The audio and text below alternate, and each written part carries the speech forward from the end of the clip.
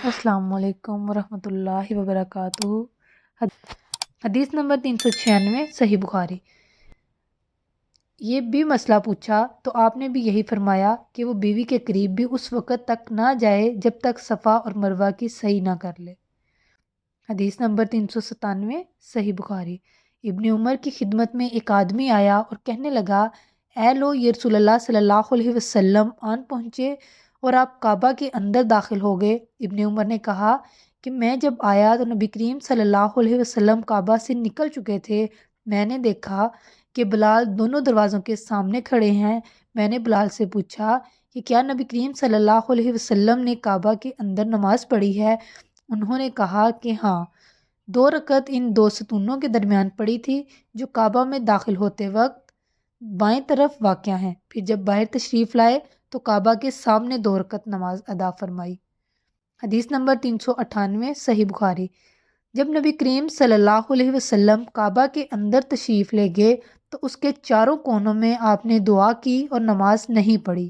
پھر جب باہر تشریف لائے تو 2 رکعت نماز کعبہ کے سامنے پڑھی اور فرمایا کہ یہی قبلہ ہے۔ حدیث نمبر 399، صحیح بخاری۔ نبی کریم صلی اللہ علیہ وسلم نے 16 یا 17 ماہ تک بیت المقدس کی طرف منہ کر کے نمازیں پڑھی اور رسول اللہ صلی اللہ علیہ وسلم دل سے چاہتے تھے کہ کعبہ کی طرف منہ کر کے نماز پڑھیں۔ آخر اللہ تعالیٰ نے یہ آیت نازل فرمائی، ہم آپ کا آسمان کی طرف بار بار چہرہ اٹھانا دیکھتے ہیں۔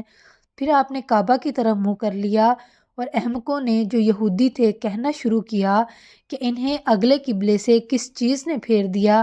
آپ فرما دیجئے کہ اللہ ہی کی ملکیت ہے، مشرق اور مغرب۔ اللہ جس کو چاہتا ہے سیدھے راستے کی ہدایت کر دیتا ہے۔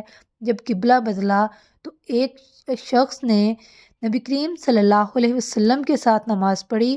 پھر نماز کے بعد وہ چلا اور انصار کی ایک جماعت پر اس کا گزر ہوا جو عصر کی نماز بیت المقدس کی طرف منہ کر کے پڑھ رہے تھے۔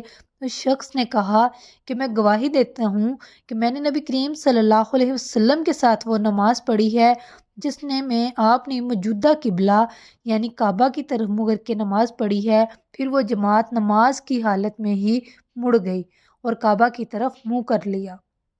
حدیث نمبر 400، صحیح بخاری۔ نبی کریم صلی اللہ علیہ وسلم اپنی سواری پر خواہ اس کا رخ کسی طرف ہو نماز پڑھتے تھے، لیکن جب فرض نماز پڑھنا چاہتے تو سواری سے اتر جاتے اور قبلہ کی طرف منہ کر کے نماز پڑھتے۔ جزاک اللہ۔ صحیح بخاری کی پوری کتاب انشاءاللہ آپ کو میرے چینل پر ملے گی۔ میری نیکسٹ ویڈیو دیکھنے کے لیے میرا چینل سبسکرائب کریں، لائک اور شیئر کرنا مت بھولیں، بیل آئیکن کو ضرور پریس کریں تاکہ میری ہر آنے والی ویڈیو سب سے پہلے آپ کے پاس پہنچ سکے۔ آپ کا بہت بہت شکریہ، اپنا بہت سارا خیال رکھیں۔ اللہ پاک آپ کی مشکلیں آسان فرمائے اور آپ کے لیے آسانیاں پیدا فرمائے۔